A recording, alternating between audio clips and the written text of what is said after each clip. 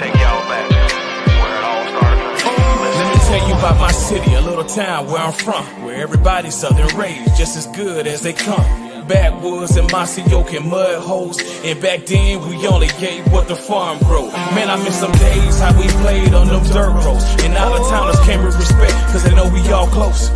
Yeah, southern pride, toting gun folks. Welcome to my city, I-75 South, just north of Live Oak. I'm from a city called Austin, Georgia, right on the border of Florida.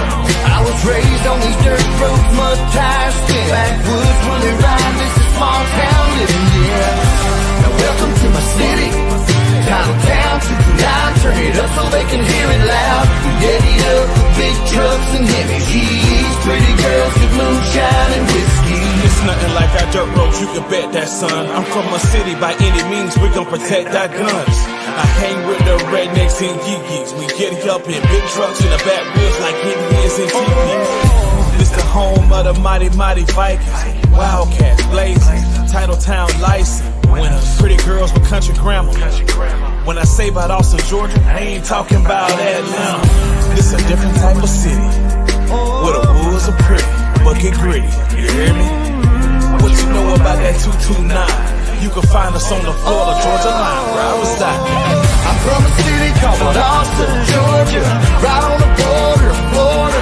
I was raised on these dirt roads, mud tires, spin backwoods when they ride. This is small town living, yeah. Now welcome to my city, Title Town, 229, turn it up so they can hear it loud. We get it up with big trucks and heavy G's, pretty girls with moonshine and whiskey.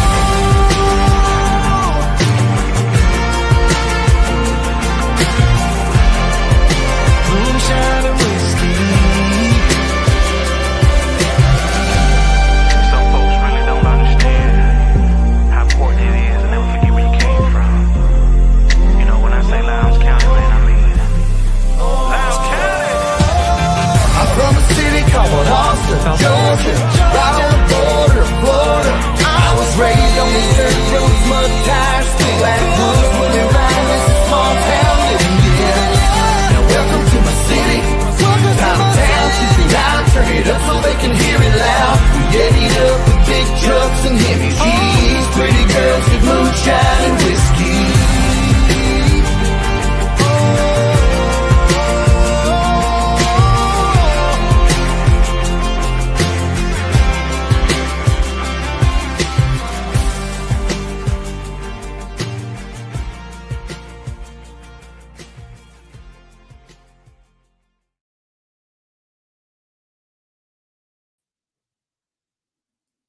How about them Vikings?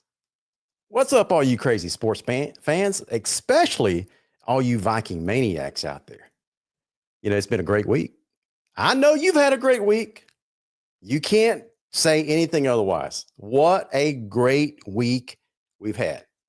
So what's up to all you sports fans all across Titletown and all across the nation? Welcome to One Lowndes, One Nation, the Viking Nation. If you're new to the program, welcome aboard. You're going to find, as you have all year long, but if this is the first time you checked out the show tonight, we're all about Lowndes athletics, Lowndes football, with a little bit of region stuff and area stuff thrown in here for good measure, and a touch of crazy every once in a while. One thing that you're always going to get when you come to this show is you're going to be informed, educated, and entertained. We have probably the most entertaining high school football sports show in the nation, if I do say so myself.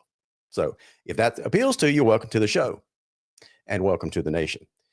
Welcome to the, I guess, the post week of the Wintersville Classic. About this time last week, we were asking a very important question. Y'all remember that question? What that question was? That question was, were the Valdosta Wildcats going to win their third Wintersville Classic in a row? I can see Chase shaking his head in the background. No way, Jose. That's what my 5-year-old niece would say. So it was a fun time. If you didn't get a chance to be there live at the game, plan on it next year. Next year is going to flip and go over to Bazemore Hyder. So the tickets for Lowndes fans will be a little bit more difficult. right? So we're going to probably get about 1,500, 2,000 tickets for the visitor side over there. So go ahead and join the Touchdown Club early next year. That's probably the best way that you can get your hands on Wintersville Classic tickets next year. So we ought to have and typically in off years, and what I mean by that is when the game is played at Bazemore Hyder, we do have a slight uptick in Touchdown Club memberships because everybody knows this. It's probably the best kept secret in all of Lowndes County. You want to make sure that you get a ticket for the Wintersville Classic, join the Touchdown Club. That means that you get first priority. First priority. When tickets go on sale that Monday night at the Touchdown Club meeting, you're already in line. You're going to get first dibs at them. So that's probably the best way. And at the same time, you get to support our football program. And that's what the Touchdown Club is all about. So it's not too late. You can always join. I mean, that club does stuff year round to raise money and funds and buy needed stuff for the football program. So you're welcome to join anytime. All right. So we answered that question. Was Valdosta going to win their third Wintersville Classic in a row? Here's how I'm going to answer that question. Heck no. Check out that picture on the screen. That is a happy and determined head coach Adam Carter with the mailman himself, Marvis Parrish, although the photo, you see Marvis in the background there and Randy Steely's arm is covering up Marvis. But Randy Steely is a good sport. He basically holds on to the trophy this time of year. And then when the winner is determined, he's the guy that presents that trophy to the winning team. So congratulations to Adam Carter, doing an outstanding job. That coaching staff, one of the best decisions I think Coach Carter has made over the offseason was assigning offensive coordinator duties to Christopher Reese.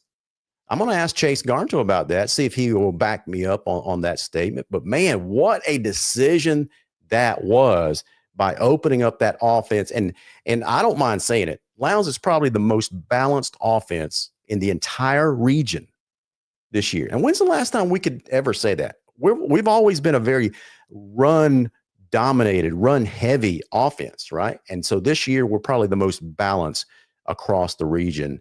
And I don't think anyone would argue with that. So that picture right there answers that question. So Lowndes starts their winning streak at 1. Will next year go to 2? I don't know. We're a long way from that. But until then, we got some business to take care of, Chase Garnto. Let's go ahead and bring on Superfan Chase Garnto. How are you, man? Man, I am phenomenal. I can tell you still fired up. Listen, in the words of LA Knight, it's LHS. Yeah. Listen, let me tell you, we almost did not have a show tonight. Do you know why? Oh man. So I was prepping. I saw our guest in the backstage, Morgan Jackson. Oh, guys, by the way, Morgan Jackson, the sports reporter for WAOB TV, is going to be joining us on a show tonight to talk about her experience at the Wintersville Classic and a little bit of broader view, what she thinks that the Lowndes Vikings look like this year, as she's seen them improve over the year. So we're looking forward to having Morgan on the screen. But here's the deal. We almost did not have this show tonight. So as I was prepping, getting ready to hit the go live button, I see Morgan in the backstage on my screen there. I see you in the backstage. I put my earpieces in, my headphone monitors. You can see it right there. And Chase, as I was putting it in, this has never happened to me. The little rubber tipped earpieces that go on the end of that, oh yeah, it came off. It came off the monitor and lodged in my ear. Oh Lord. And I couldn't get it out. It's like the monitor fell out of my ears. Like, where's the padding? And it was stuck deep in my ears. Like, holy moly. So anyway, I fished it out and I put it on there as securely as I could. So I've got this thing kind of just propped up in there. It's not deep in there. I got to figure out what in the world I'm going to do. So anyway, when I got your message, I was kind of hurting a little bit. I know, right? All right, so let's go ahead and bring on Morgan onto the screen. She has been patiently waiting back there, really excited to get her thoughts on the Wintersville Classic. Morgan, are you with us? Morgan. I think you. Hey, sorry. That's okay. Hey, listen, we are going to highlight you. You are the guest of the hour. So we're going to highlight you on the screen. Great. She's So- a whole, she probably we just had 9,000 people tune in automatically because Larry pulled me and him off. Absolutely. I got to turn, man, my lights are bright tonight. I got to turn that thing down. So Morgan, listen, we were talking kind of, texting back and forth and talked on the phone a little bit earlier tonight. And this was your third Wintersville Classic that you've attended, right? Yes, it is. Okay. Was it all with WAOB? Yes, I moved here in 2022, and it was our game of the week, and we had another sports reporter. I wasn't doing the game of the week at the time, but since the game started at 8, he wouldn't be able to make it back to Albany in time enough to be on the show. So they were like, Morgan, you're going to go out there. I was like, okay, I didn't really know what I was getting myself into. I go there. I'm like, oh my gosh, like, where am I? There's so many people here. I interviewed both coaches before the game. I'm like, it was my first year here. It was like a defensive battle, pretty much. I think it was like a low scoring game. But I was like, God, like, this is so cool. And then I've been blessed to go every year since. Chase, this kind of brings shed some light on it. So Morgan, this is your third game, third Wintersville Classic. So this is the first one that you've seen Lowndes win. It is. And I'm glad I was able to witness it at the Concrete Palace. Their win at the Concrete Palace. I know that was going to be huge. Absolutely. So it always is. So you get past the hoopla of the game, and then the game kicks off. What were you expecting going into the game as far as performance by the listen, I told you before the game, this is a Viking heavy, Viking friendly crowd, but you don't have to suck up to this crowd. That they can take it. Okay, what I will were have to you say, I think I have to be expecting? pretty neutral. We cover both teams, but I want to start with before the game because I do interview both coaches before the game, one in our 5 o'clock show and one in our 6 o'clock show. And I've talked to Coach Carter a good amount of times, but before that game, I even told my boss, I said, Coach Carter was locked in. Like before our live shot, normally we'll like chatter, like talk back and forth, like maybe about his week or something. And I mean, he did talk to me a little bit, but I could tell Coach Carter, he was on a different planet before the game started. I could tell he was locked in. He knew what was on the line. And I think that really translated to his guys, if you will. So he was all business. Is that what you're saying? Oh, 100%. Yeah. All business. I love it. All business. Chase, listen, feel free to jump in because Chase helps us on the sideline as well with photography and video work and that kind of stuff. Okay. And so, Morgan, as the game started, Lowndes got out to a quick start and the game was kind of rolling into Lowndes' favor. But all of a sudden, Valdosta just keeps hanging around, and they come back to tie it. You go into the fourth quarter tied 20-20. What was going through your mind at that time? I just knew someone was going to score. I was talking to a reporter from the station in Tallahassee. He was like, do you think it's going to go into overtime? I was like, no way. Not in Wintersville. This game is not going into overtime. Somebody's going to score. And I don't know who I thought was going to score. Maybe I figured if Valdosta scored, it would be tied. But if it was Lowndes, I didn't know who was going to score because like you said, I feel like y'all also have one of the most balanced offenses. So anybody could score. And I was just glad that it was Marvish. I mean, he started the game. He got the first touch. He got the first snap of the game. And then for him to be able to close it out like he did, I was like, I knew somebody was going to score. And I mean, once I saw him break away, I was like, that's the game right there. I hear you. Oh, by far. Yeah. When he broke absolutely. So listen, Morgan, I'm going to put up a graphic that I've been working on that kind of illustrates the mood that Coach Carter was in. Okay. So check this out. Give me your first impression. Coach Carter was all business. All business that night, Chase. I like it. I like it. I like that. I like it. Yes. Yes. Silver helmet is like the perfect touch. That's nice. Absolutely. Yes. Absolutely. So what was your feel from Coach Felton when you interviewed him before the game?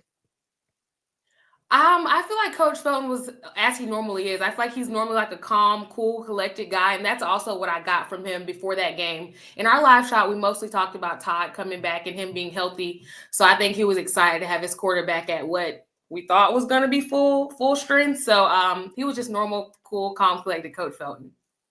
Okay. Yeah. I don't think Todd was 100% healthy. See, when he scored, I was like, oh, that's the Todd we're used to seeing. I was like, yeah, that's the Todd that I'm accustomed to. But then I feel like some parts of the game, I feel like some maybe holes he would have taken, some gaps he would have taken in other games he didn't take. So then I was like, maybe he's not 100%, or maybe it's starting to wear on him, just the carries. I don't know, but those were my thoughts. Yeah, 100% agree. Listen, we got another graphic for you, Morgan. You know, we like to live at large here on the Viking Nation. This was basically a storyboard that was created by one of our other super fans. Her name is Bernadette Robinson, and she calls this the no cat zone. No cat zone. The no cat zone. So this was basically Lowndes had to play 3 sets of Wildcats in the region this year. Oh, I get it. Camden County, Richmond Hill, and Valdosta, and all 3 of them, coincidentally, were defeated at the Concrete Palace. I get it. So a lot of creative fans here in Viking Nation. Look, I used to tell people all the time, the Concrete Palace is where the Wildcats go to have all their dreams flushed down the toilet. Listen, you know, Morgan, you don't have to comment on that one. You don't have to I like both teams. I like to see both teams win. Listen to you trying to walk that fine line. Listen, we do have Valdosta fans that like to check out the show, and so listen. This is you know what's on the line with this game. There's bragging rights all year long, and so this is what you're going to hear all year long. We've had to put up with it for 2 straight years, right? So anyway, all right. So now that we've got this game out of the way, you know, you've probably been able to follow Lowndes a little bit as you have other teams across the region, across the area. What's your takeaway of the Lowndes Vikings after game 10 versus maybe earlier in the season? I think early in the season, we were all like, okay, like Lowndes, they're doing well. But I think we weren't as familiar with some of the competition they played. I'm really familiar with like the South Georgia competition. But I was speaking with another coach, and we were talking about it. And we were like, yeah, we thought Lowndes was okay. But once they beat Kell, we were all like, okay, like that was a big win for Lowndes. And then I was like, okay, well, they played all their games at the Concrete Palace. I'll see how they do when they go into the Hog Pen. I was like, maybe that'll give me a better idea. But I feel like just that week, there was a lot going on, you know, with Hurricane Helene and all that. But I mean, they hung in tough. They did hang in really tough that game. Yeah. But I think as the season progressed, we started to see more names come about. And we were like, okay, this seems legit. And I think for me, when it really clicked for me is when I called Quentin Lowndes was the game of the week they were originally supposed to play. I went to practice. I already knew who Marvish was, Aleem, and all those guys. But this was my first time talking to Juice. Okay. I was like, okay, I'm going to fill him out because I talked to a lot of quarterbacks, a lot of young quarterbacks. Like Colquitt has a young quarterback. But when I spoke with Juice, it was just different. I could tell he was confident. He didn't just seem like a first-year starter. You know, he didn't seem like a sophomore. And I think me seeing how confident he was allowed me to really be more confident in this offense, which has been so good this season. Yeah, let's talk about that offense a little bit. You heard me in my monologue before, brought you guys on the screen that, you know, Lowndes has been traditionally known, and it's no secret, as a heavy run team, right? We pass when some would say when we want to, some would say when we have to. Now it's just a pretty good balance between run and pass all year long. And Jace is a huge part of that. The other side of that equation is, you know, moving Marvis out to more of an athlete position where he's literally all over the field. What do you think of that combination of, you know, Jace Johnson to Marvis Parrish, or Jace Johnson to Aiden Seafor, some of these other receivers like Jaquan Thomas? I love it. I think it's great. And I really love the relationship that Juice and Marvis have. I actually interviewed them together. And you could tell he just leans a lot on Marvis's, I guess you could say, his veteran status, just him having like knowing the game. And I noticed that a lot the Colquitt game, whenever Juice would get frustrated or something, you would see Marvis in his ear. And I think that really helped him this season. And like you said, all the guys he can throw it to, I feel like they got it to Aiden more than I'm used to seeing it this past game. Then he had that big touchdown pass to Jalen Carter. I don't know. Their offense is just like it's like a well-oiled machine. Yeah, and there's so many weapons. Chase affectionately calls Jalen Carter Mr. Waffle House because he's always open. Mr. Waffle House. Mr. Waffle House, that's my boy. So Jalen's had a fantastic year. Marvis has had a fantastic year, and by no means is their season over. I think they're going to really, really shine brightly in the playoffs. But there was Morgan, I don't know if you remember. Chase, help me out here. Was it the first score or the second score? It was a long pass to Jalen. He goes up and makes one of the most athletic plays I've ever seen a wide receiver make. It might have been the first score. I can't remember. Aleem scored the first score. That's right. He broke it. The third one. It was the third one because Aleem scored and then Marvis scored and then Jalen scored. That's right. Yeah. That's right. But Chase actually captured that in a series of steal shots that I'll put up on the screen a little bit later on in the show. But it was one of the most athletic plays, and that's just the weapons that the Lions offense has this year versus years past. Is if the running game by chance gets shut down because teams are stacking the box, putting 8-9 guys in the box, and daring Lions to pass. I don't think they're daring Lions to pass this year because they know that Lions has the capability to pass, right? Oh yeah. No, that's for sure. Yeah. Yeah. So North Paulding comes into the Concrete Palace next week.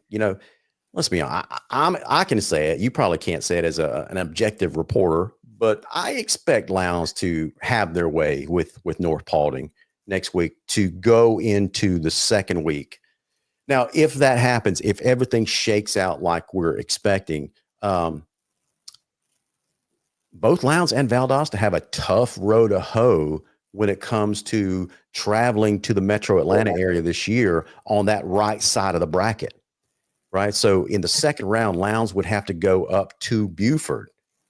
So, guys, I'm gonna ask both of you, what do you think of the teams at the top in Class 6A this year? You're talking about Buford, you're talking about Carrollton, you're talking about North Gwinnett, maybe Walton even. What do you guys think of how it's going to shake out in 6A this year? Well, I'm not super familiar with the teams up north. Like I said, I'm very partial to South Georgia. I am objective, but I'm extremely partial to South Georgia. But it just seems like our teams have had a tough go-around once they meet those teams up north. You talk about Carrollton, you talk about what is it, Westlake that Valdosta lost to, Colquitt lost to Carrollton. I mean, it just seems like every time we get there, it's like, I don't know. We just have a hard time with South Georgia teams, I feel like. Yeah. I think this year is different for the guys at the top, like Lowndes and Colquitt. Especially when they travel to like the likes of Buford. I think Buford's probably underestimating Lowndes. Mm-hmm. And I think that plays heavily into Lowndes' favor. Because let's face it, I mean, if you watch the last 2 or 3 years of Lowndes football, I mean, you couldn't help but kind of be like, maybe they're not for real. Yeah. Yeah. I mean, but go ahead. You cannot think we for real. I promise you, they not like us. Listen, they all underestimate South Georgia team just from being like at the state championships last year. They thought that Coffee was going to get rolled. They thought TCC was going to get rolled. They always underestimate South Georgia teams, but I feel like what will play into their favor this year is that they've already faced some of those teams from up north. So maybe, like you said, this year will be different. Yeah. So let me lay out a ideal scenario. If everything works out, 100% in our favor and Valdosta's favor. Check this out. Okay. So remember, this would have to be perfection in order for this scenario to play itself out. Okay. Oh Lord. So let's say Lowndes beats North Paulding next week. And then the second round, we go up to Buford and we beat Buford. The third round, we go up to North Gwinnett and we beat North Gwinnett. And so I'm going to stop it right there. And so Valdosta is in that upper right portion of the bracket, and they've got Walton in the first round. Let's say they beat Walton. Then they go travel to Carrollton, and let's say they catch fire and beat Carrollton and Juju Lewis that night. Okay. And then they would travel to back to Atlanta and play North Atlanta. Now, if Lowndes gets through that gauntlet, Valdosta gets through that gauntlet. How about a Wintersville 2.0 in 2024 at the Concrete Palace, and we're going to call it a semifinal game? Man, I would love to see that personally. You talking about this city off the chain excited. I don't see it. Listen. I wish the best for Valdosta in the playoffs, but Walton is a giant killer. They have been for years. Walton's a good team. Listen, both of us have incredibly difficult. This side of the bracket is incredibly tough. It just seems like the top 5 teams are on the right side of the bracket this year. Yeah. Now, if you take a look at, Colquitt, they earned the number 1 seed. They host Wheeler in the first round. They're going to host probably Collins Hill in the second round.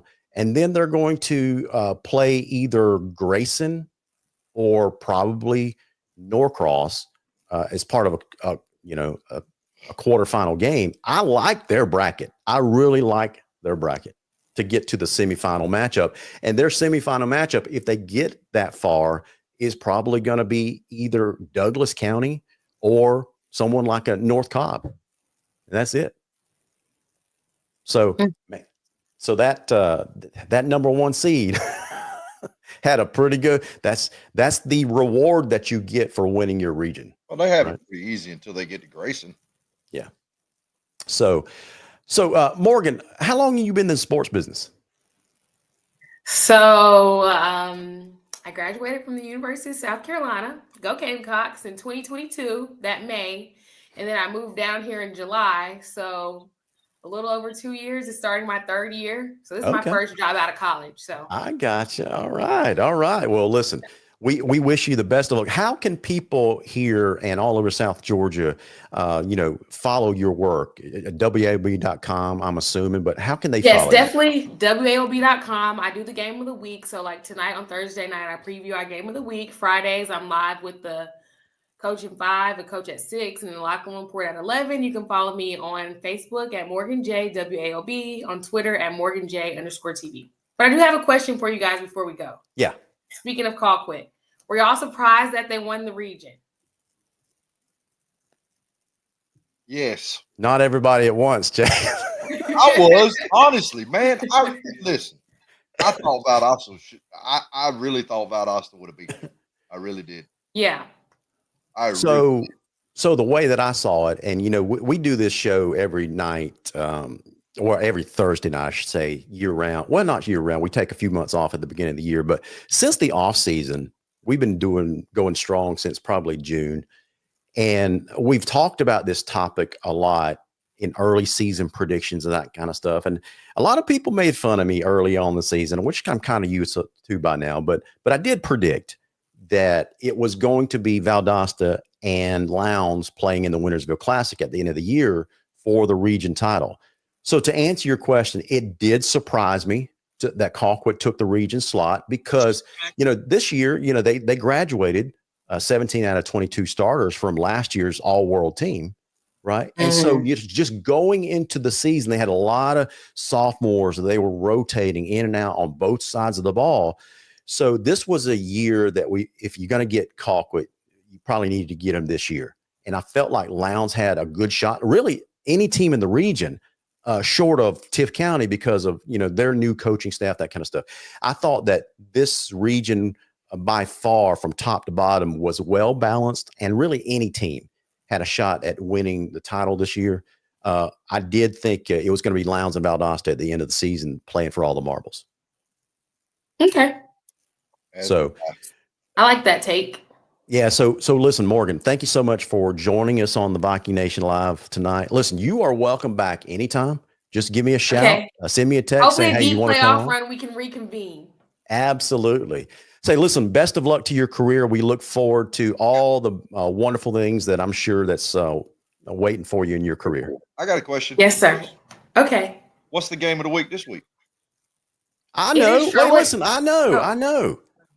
It's going to be my Berrien Rebels playing their homecoming game tomorrow night up in Nashville, Georgia, where I'll be against the Jeff Davis County Hornets.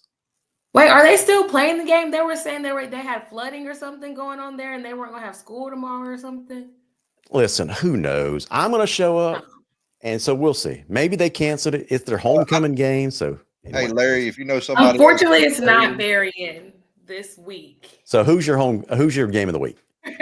It's actually Sherwood Christian and Holy Spirit Prep out of Atlanta. They're on this is their not their quarterfinals. They're the quarterfinals for GIAA. Sherwood's been on a run, so we're showing some love to the GIAA team before we get into GHSA postseason play. Yeah, so it'll be fun. Some 8-man Hold on, Chase. We're going to welcome Morgan properly to the Viking Nation. We're going to put her in the penalty box by muting her mic for that comment. She chose Sherwood Christian as the game of the week instead of my Berrien Rebels. I cannot believe it. Listen, so for that, she deserves to be put in the penalty box.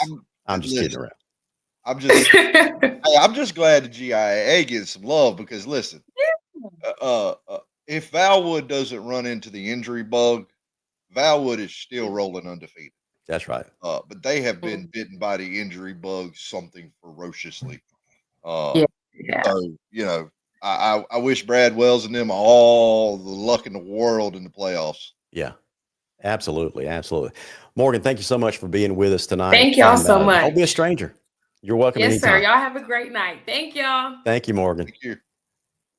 Man, what a fantastic reporter. Yeah. Oh, yeah. She's great. She's got it going on. So, listen, man, we got a lot of other stuff to talk about. If you were in this town, the game sold out by what? Thursday morning, Thursday afternoon, early. I think they had sometime Thursday. Yeah. And then the online ticket sales started with the live streaming event. Listen, kudos to Lowndes because they had that thing. I mean, from what I heard from people that bought the streaming package, the video was fantastic this year. The quality was high quality. I don't think people had any buffering issues. They were trying out a new service provider this year. Well, it's new to them, but the service provider they used was a well-known, and they know what they're doing. And so kudos to Lowndes for finding those guys, signing them up.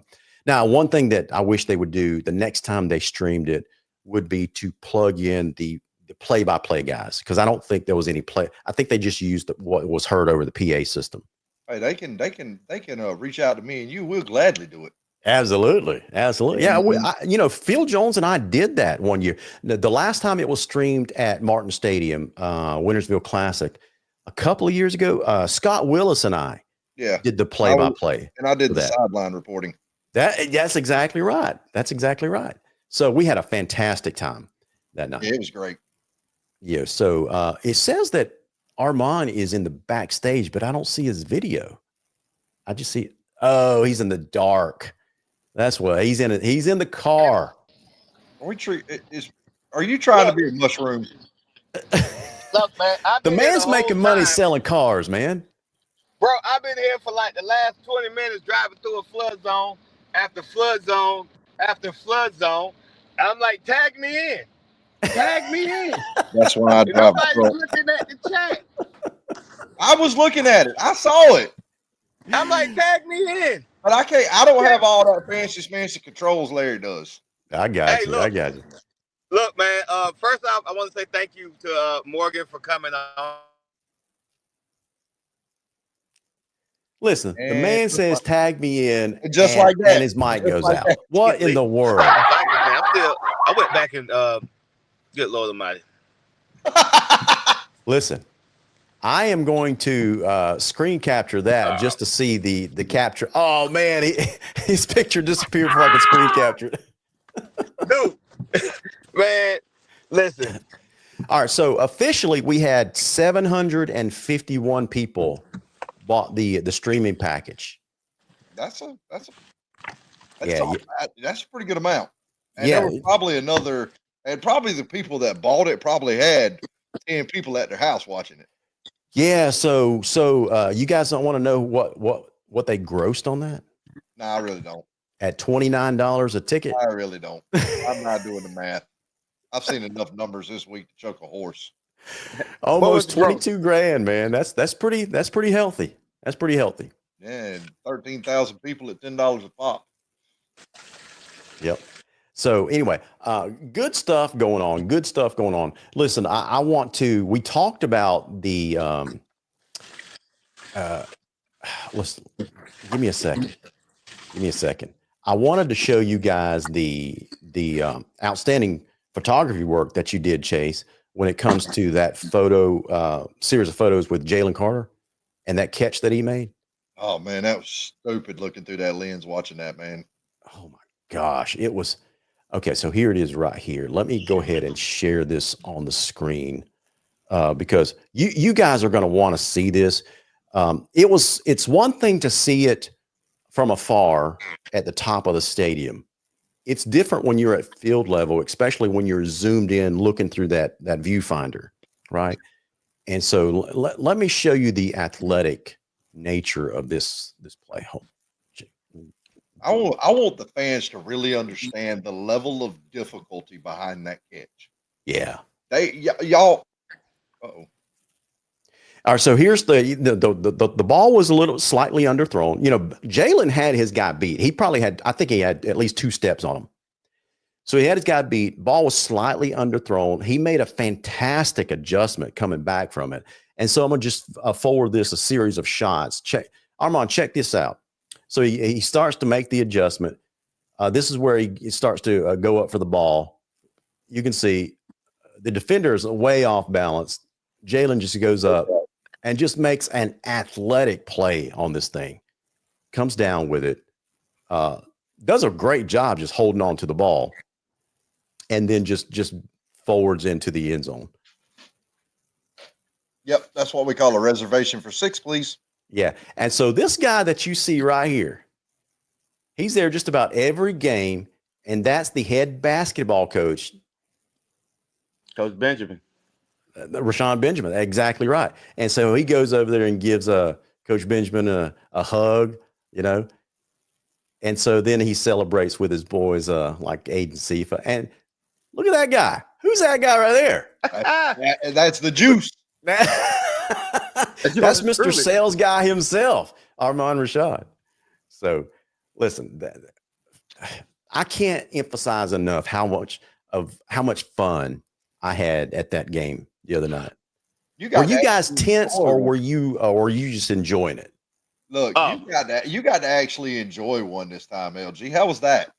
Listen, guys, what Chase is talking about is, you know, for the last probably 10 or so years, probably, the way that I have watched the Wintersville Classic is through an eyepiece that is about 1/2 inch wide by 1/2 inch wide, right?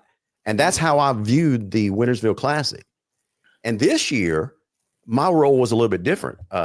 Chase was on the big camera. Armand was doing video, and I was doing scoring updates with an iPad. And so I got to actually watch the game and watch all the details and that kind of stuff. So it was fun. It was really the first real game, real Wintersville Classic that I've seen in 10 years without looking through a camera lens. So that was fun. I appreciate you guys letting me do that. Man, let me say something. And I apologize because I was probably at my most unprofessional Friday night because I was into the game, man. I'm getting film, you know, alternating between both of the cameras, and I can honestly say, man, it's hard when you're rooting for your team. Yeah, and the game was good, and it was a real good game, man. And like, Valdosta don't got no reason to keep their heads down, you know. Nah.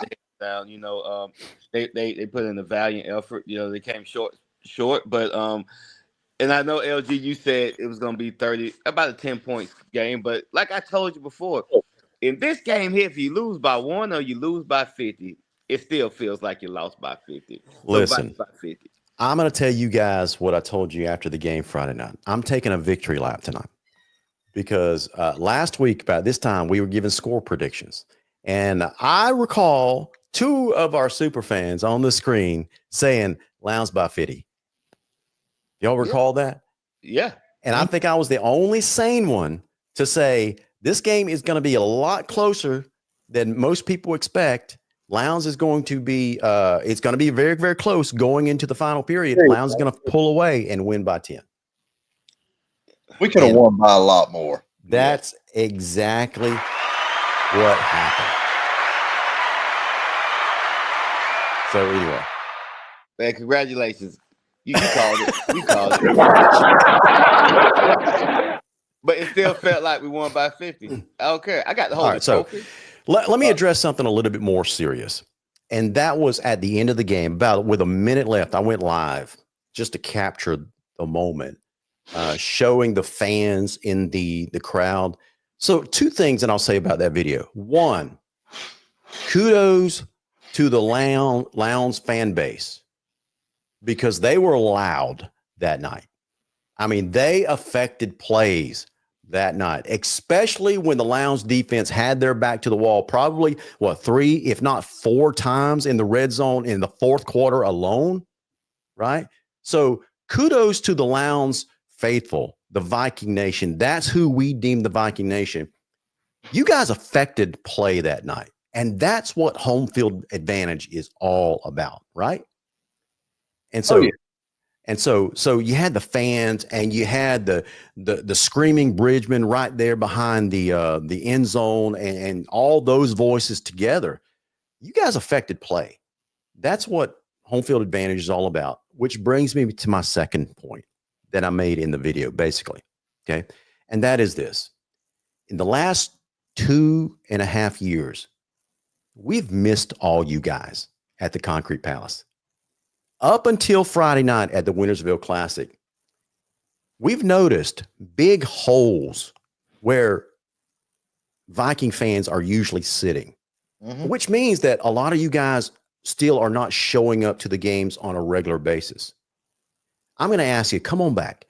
This team, and the point I was trying to make, kind of got a little too emotional after the game or at the end of the game. And the point that I was trying to make is this. This team deserves your support.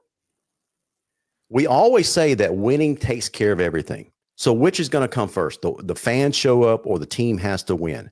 Well, the team has already answered that question now, which is they're winning. And because they are winning, they now deserve your support. So please, come on back. Jump on, even if you're a casual bandwagon fan, this coaching staff deserves your respect. This team deserves your support. They're putting in the work. We're just asking you to show up and enjoy the fruit of their work. Okay, fair enough? So that's all I'll say about that. Let me say this. Yeah. Let me say this.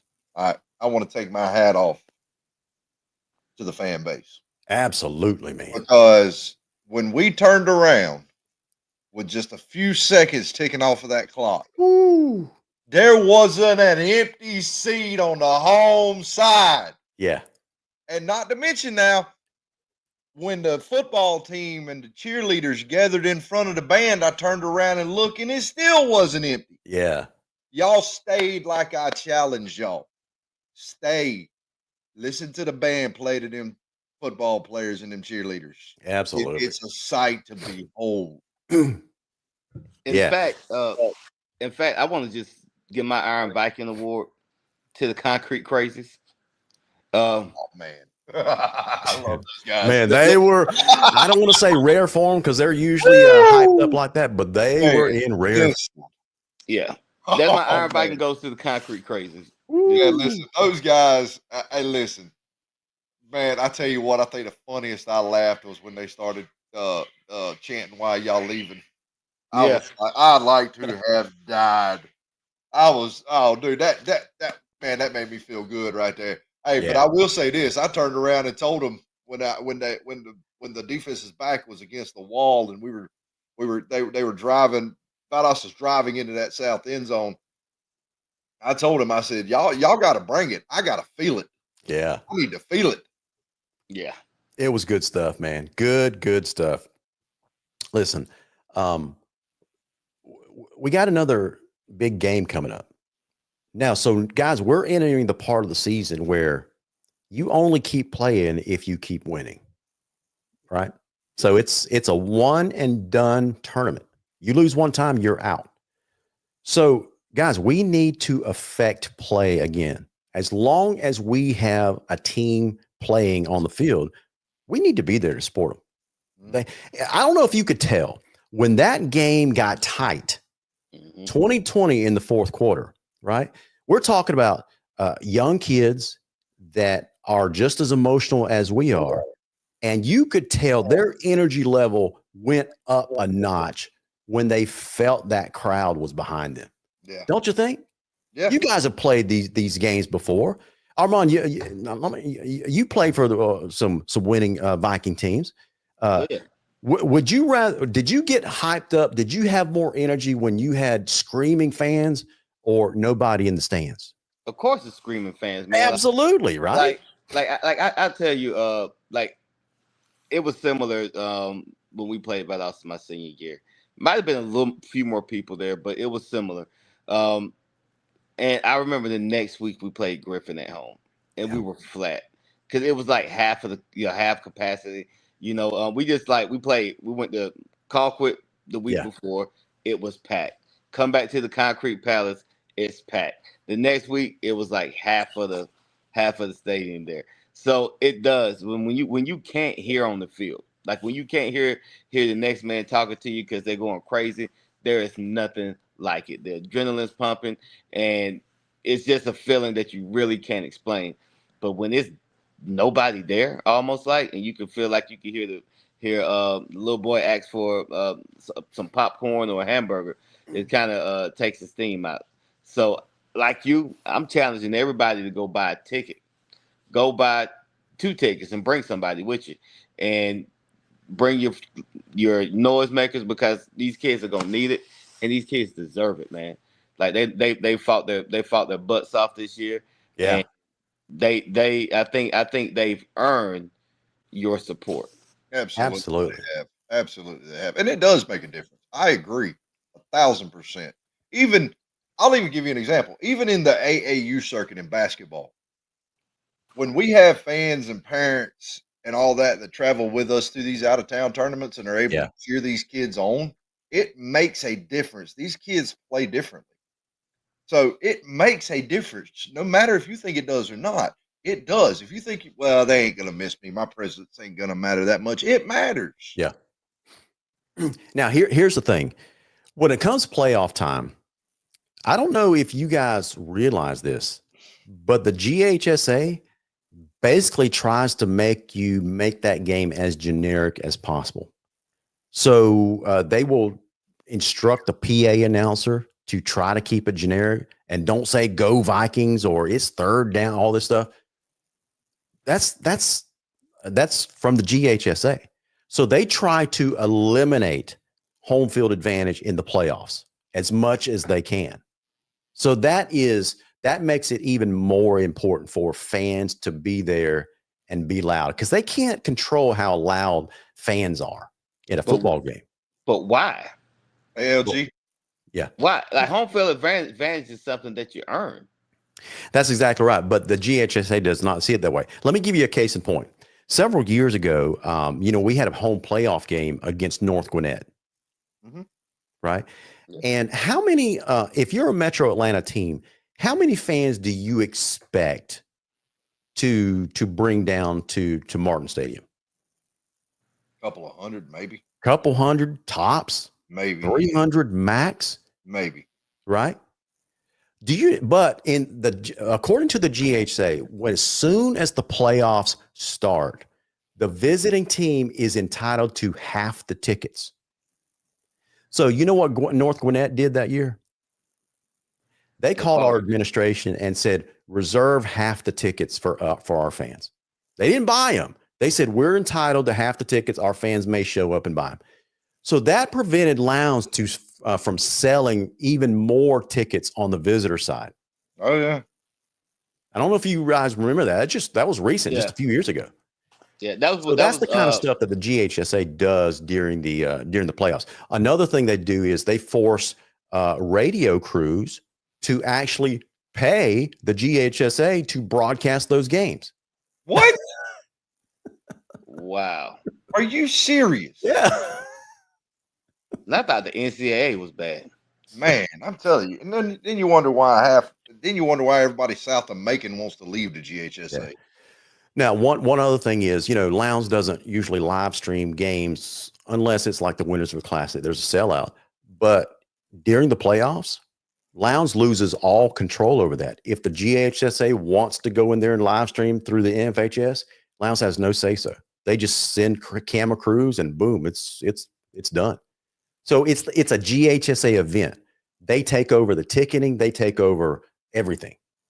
And so that's why I'm making this point to say that's even why it's even more important for our fans to show up. They can't control fans, right? So show up in mass and be as loud and rowdy as possible.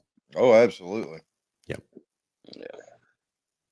Okay, so let's go to the comment line before we check out for tonight. Let's go. Man, a lot of people checking in tonight. I thought you had an offensive question for me, LG. Oh, yeah. So it wasn't necessarily an offense question. I was going to ask you, how big of a decision in hindsight? This is an easy question to answer. I'll ask you both of them. Last year is no secret. It was not a very stellar year. So Adam Carter makes some big decisions over the offseason. And in my opinion, one of the biggest decisions that he made was naming Christopher Reese, his assistant, as the offensive coordinator. Now, at that time, we had no idea basically who Christopher Reese was, what his pedigree was, running an offense, that kind of stuff. You did, Chase. And I remember us three talking about, okay, so there's rumors out there that we're going to be running a wing tee and we're going to be doing a heavy spread or a heavy spread package that's run based and that kind of stuff. There was all kind. I don't know if y'all remember that. There was all kinds of rumors going around in the community. But in hindsight, how big of a decision was that by Adam Carter? Look, I'll put it to you like this. I think Coach Carter and Coach Reese were playing poker and chess while everybody was out playing checkers. Because I'll put it to you like this. And Armand, you was there with me in Thomasville. Yep. Okay. The offense that we saw in Thomasville, we ain't seen since. Not no way, shape, form, fashion, not a formation, not a play call, not nothing. It was literally, they walked into Thomasville, said, okay, this is what we're going to do. We're going to do this, this, and this, and that's all we're going to do all night. And then season got here, and Coach Reese opened the book and said, throttle, accelerator, here we go. Yeah. I think it was a great decision. I didn't know much about him, but I remember saying it can't be worse than last year, right? Yeah, that's right. So we gonna have to wait and see. I didn't care if it was the wing T, if we were going to the veer, the power I, the triple option. It just had to be better than last year. Yeah, and I think it's worked out. I mean, but at the same time, we didn't know. Because last year they were so limited in what they were doing. They were trying to get, new coach first year. And I remember the first time I said, hey, we got to give him some grace. Give him a couple years to get his system rolling. And it's rolling like a locomotive. And all I know is that it works.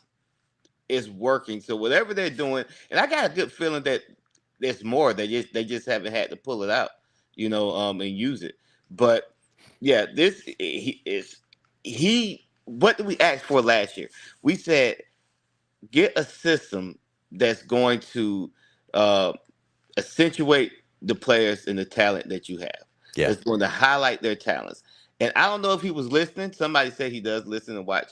But that's what they've done. That is what they've done. They've created a scheme that benefits their players, that highlights their strengths. So absolutely, kudos to Coach Carter. Yeah, absolutely. Speaking of the Thomasville Central scrimmage, after last weekend, after the Winners Classic, our buddy Cole Moore contacted me, and he had nothing but congratulations for the Lions Vikings. And you know what he said? He says, "This is a completely different team than the beginning of the year," and I agreed with him. And he gives all the credit to Coach Rogers and TCC, though. Well, you know, Cole. Man, look, I love Cole. But I will say this though, and me and Chase, we came on here and we said it. We said something's missing. We don't know exactly what it is. It seems like they're off like a split second. Yeah. Right. And so we just gonna have to wait and see. We can't throw the baby out with the bathwater just because it's one scrimmage. We expected them to be vanilla, and that's what they were. But ever since then, look, they done added the cayenne pepper. They done added a whole. They got the roux real thick. I'm telling you, like this recipe, this thing of gumbo that they making, they got brewing down there at the Concrete Palace. It's diverse and it's effective. Yeah, and that's what you want to see. Absolutely. It's. I tell you what, I tell you what, it's impressive is, and I think I told you this, Larry, a couple of weeks ago. Used to, man, you wanted to beat Lounge, just put 9 guys in the box. Mm-hmm. We're not going to throw it. We might throw it 4 or 5 times a game, but that's it. Now, you put 9 guys in the box if you want to. I promise you, when Mr. Waffle House flips on that billboard outside, yeah, it's all over but the crying, fam. Because the man gonna go for 6, and then see. And I hear people all the time. I heard Divide Austin fans all throughout the week. Oh well, man, Jason Carter ain't gonna go out there and throw for 100-something yards on us. Ain't gonna blah blah blah blah blah. How'd that work out for you? Yeah, we've heard it all year long. Yeah. Yo, in fact, LG, like I know we're trying to get off, but in fact, after the game, me and Chase, we were in Coach Carter after the game. That's how I got my picture with the trophy. But I told him, thank you for sticking out, thank you for getting the best out of these kids, and he was like, nah, man, thank y'all. So Coach Carter really does appreciate the fans. He appreciates y'all coming out, and like I said, that's the most emotion that I've ever seen from him. Mostly it's Stearns, how you doing? But this guy, he was so happy. Yeah, he was so very happy. emotional. Very emotional. And one last thing, I missed the first half of the show, but we got to give a shout out to that defense. That defense, but also lived in our territory. The second half, they lived, on the plus side of the 50. And these boys, they bent, but they didn't break. Yeah. So shout out to that defense. Yeah, absolutely. That was the last segment that we were going to do today or tonight, and that is, we given a lot of praise to the offense all year, and the praise has been coming and it's been building with the defense because we've been talking a little bit more about them every single week as the region started. We see this squad start to improve, and they got better and better and better. Let's talk about it about that defense for a second. Do you think it is a defensive identity I'm trying to think of a best way you've heard of other defenses being described as a bend but don't break defense. Is that the identity of this defense, or is that just the way it's worked out? I think it's just the way it's worked out personally. Yeah. I mean, that back end holds up really well. Yeah. And we've saw the improvements. Me and Armand's talked about it at length. We've saw, for lack of a better word, we'll call it the Norwood effect. Yeah. That's what I've affectionately come to call it. Look, that defense, I mean, that secondary, they communicate, they talk, they really do lean on the senior leadership of that secondary. Right. As far as the upperclassmen, Trey Thomas, for instance, Jamarcus Parrish, they really lean on those guys. And that defensive front, whether it's 3 or 4 guys, that defensive front can get after you when they want to. It's a breath of fresh air because now this pass rush can get after you and can make you uncomfortable, make you move around, which I don't know if y'all realized it. Todd really never sat in the pocket. He couldn't. Right. He always he was very uncomfortable. Yeah, he always had to scramble. He either had pressure coming down right in his face. He had number 95, Hundley coming after him. He had I can't remember the kid's name. Number Zoe 3. Moonington. Yeah, Moonington. He Yeah. had Moonington coming breathing down his neck. He had there was even some DB blitzes in there where I saw the DB just kind of sneak over there on the edge and just all of a sudden, boom, he's coming. I mean, they never gave Todd a chance to really get comfortable, which is a credit to Carter and his defense. Yeah, let me say something about a little bit about Lorenzo. If you're new to the program and you don't know these kids by name, Lorenzo Munitin, he's where's the number 3? Really had to step into the fire, Some if you big will, shoes. when we had a linebacker step away from the team. And so this kid has gotten better and better and better. And you guys know, Brooks Austin from the Film Guy Network, Sports Illustrated, was there Friday night. We had a chance to converse with him a little bit. And I was watching his highlight film that he released, and we shared that on the Viking Nation. And you could hear him say early in the game, he says, that number 3 is all over the field. And he's talking about Lorenzo, right? And this kid, you saw the growth in Munitin all season long, and he has turned into a really, really good linebacker. He really has. Is he a junior or senior? He is a class of 2025, so he's a senior. He's senior? Okay. Yeah. Yeah. So it's a shame. I would have loved to see him 2 years on that field instead of 1. Man, Big Zoe has he has some big shoes to fill, and he's done it admirably. But with the departure of of that kid, what happens is when you lose a superstar player, more than one person has to fill that role. And I think that's helped this team out more, believe it or not, as come as a team, because you're not depending on that one person who's always there. And it's just that this team, they believe in each other. They believe in the coaches. Shout out to Coach Demps, Coach Anders, anybody else I'm forgetting, but they believe in these kids. They got the buy-in, man, and you can see that you could tell they love each other. And this band of brothers right here on this defense, man, they are. Look, I love y'all. Thank y'all. Listen, I'm gonna throw a question out there to you guys and let you guys vote. I'm gonna let the audience vote on this as well. So, should I give kudos to Candace Marie? Yes or no? Yeah. Should I let Candace take a victory lap? Yes, we gotta let Mama Candace. Exactly right. So I'm gonna put this because she reminds us, and she was right. I remember her saying this when Coleman Lewis left the team to concentrate on baseball, right? Candace gets on here, and she's been a loyal viewer.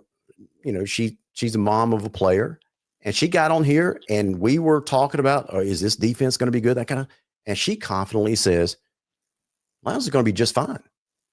Right? Yeah. Well, I mean, and here's the thing, like you've had, like he said,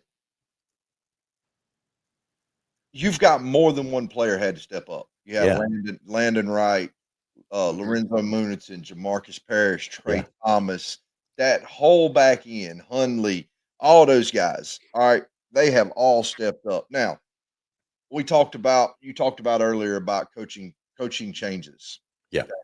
There's 3 coaching changes I think really made the difference in this team. Okay. And hats off to Coach Carter for doing this. Number 1 we talked about was Christopher Reese taking over play calling as the OC. All right.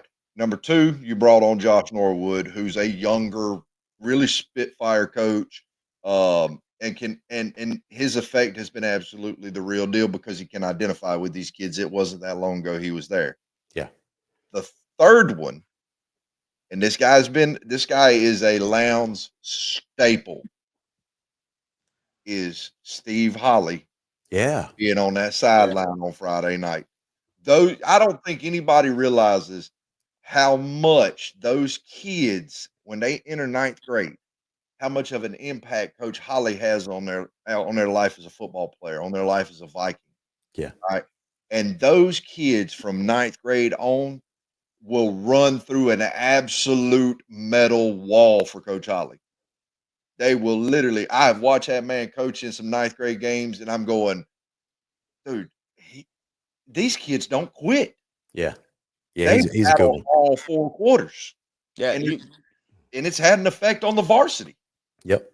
yeah. He reminds me of Coach Sains, Norman Sains.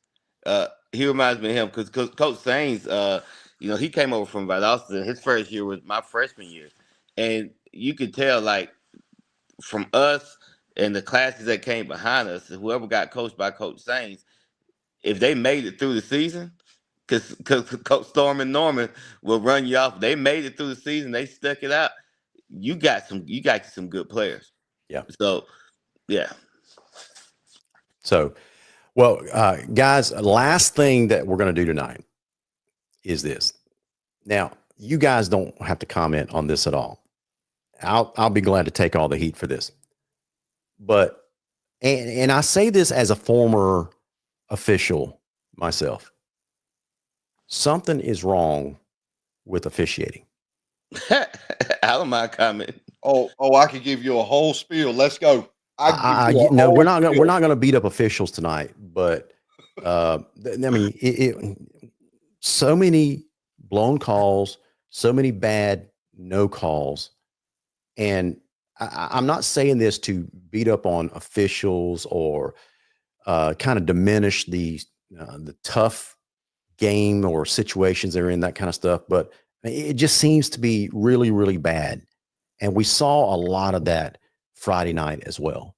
One was so prominent that, I think you guys know which one I'm talking about. Oh yeah. Late in the game, Valdosta is threatening to score. They throw a really, really good pass, a really good slant over the middle. Kid catches it, makes a great catch, takes 3 steps, fumbles the ball. Our guy picks it up, and I think that was 15. I want to say Jaden Stallworth picked it up and 15. ran it back out to the 15, 20-yard line, something like that. And then it was blown dead and ruled incomplete.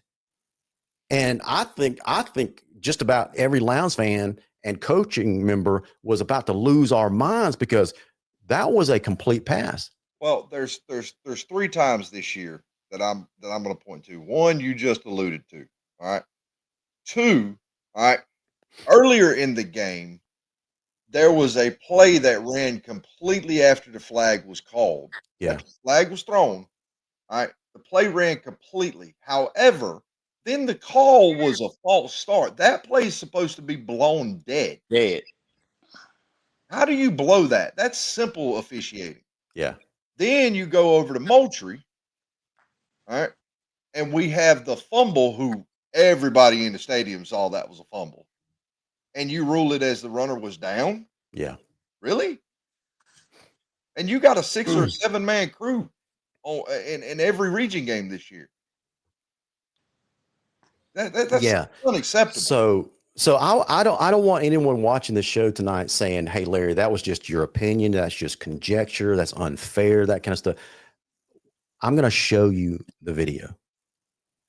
We mentioned earlier Brooks Austin from the Film Guy Network was there, and if you don't watch Brooks, man, you're really missing out on a treat. He normally covers UGA football because the next day he was down in Jacksonville for the Georgia-Florida game. But he's got a channel on YouTube called the Film Guy Network, and he does an excellent job. If you like he'll talk throughout the week about the game and predictions, that kind of stuff. But one night a week, he breaks down film. And if you're a student of the game or you just want to know more about play calling or defensive stunts or that kind of stuff, Brooks Austin is your guy. So he was there Friday night at the Classic, and he and his cameraman were, basically documenting and put up a 45-minute long video full of highlights from bell to bell. And one game they had this end zone shot. They were right behind this play as it's developing, and it clearly shows a catch. It shows a fumble, and Brooks himself, the look on his face like, yeah, that Lowndes just got robbed. So I'm going to actually show it to you right here. Okay, so here's the play. There's Todd Robinson right there. So I've actually slowed it. Pass finally. Oh my God, he fumbled. That's a fumble. They're calling incomplete. All right, so did y'all catch that? Yeah. Oh yeah, we called it. So for you non-believers, we're gonna play it again. Not only did he catch it, he stuck his foot in the ground at one point and made a move towards the end zone. That's exactly right. So we're gonna slow it down even more, just to show you how many steps he took. This is half speed.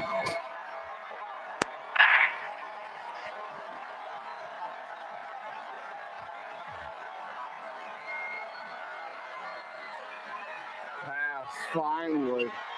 Oh my God, he fumbled. That's a fumble. They're calling incomplete. All right, so Wilbur says no. They ruled it an inadvertent whistle. They replayed the down over. Oh, okay, you're talking about the game over, the play it over in Moultrie, not this play in this game. Yeah, so Wilbur's right. They did rule that one in Moultrie as an inadvertent whistle.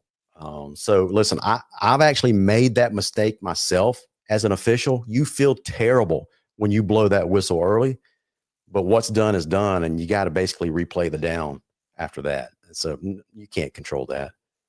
But this particular play, you see this referee coming here at the end, and he had a bird's eye view of the play, and what he was seeing, I have no idea. But it was clear. Now, some might say, Larry, you kind of slowing things down, and that's why it looks like it's clearly a fumble. So I'm going to go back and play this at full speed. And so you'll see, you'll be able to see full speed, triple speed, half speed, don't matter. You'll be able to see it's still a fumble. This is full speed. They got lucky, they fell on it.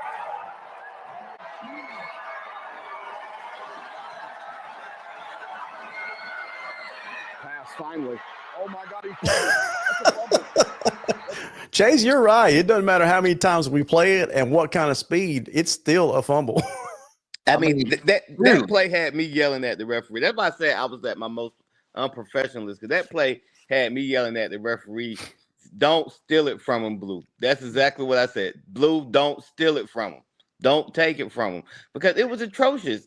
That was one of the worst blunders in football history, if you ask me. That ranks up there. That was pretty high. Yeah. So that's why I'm kind of picking on the officiating when it's that obvious. And for whatever reason, the officials did not come together after that play. And I thought at the very least, they should have come together to discuss it, to see if someone else had a better view of it, you know? Yeah. Yeah. Because they didn't blow the whistle until after I got picked up the ball. Start running. Exactly. I mean, well, late whistles are understandable, but I understand what you're saying. But even then, so I always, whenever we play by the house, there's always going to be something, right, that makes me wonder, is there a certain person that's missing an arm somewhere around? So that's always my my take on it. But yeah, it was just a bad call, blown call. Yep. Absolutely. Absolutely. Well, guys, that is going to wrap it up for tonight. I hope you've enjoyed the post-Wintersville Classic edition of the Viking Nation Live. We take pride. I think I can say this accurately, guys. All three of us take pride in this show by, doing our homework, presenting good commentary, that kind of stuff, telling you what's on our mind. Sometimes we try to present things as through crimson colored glasses as much as we can.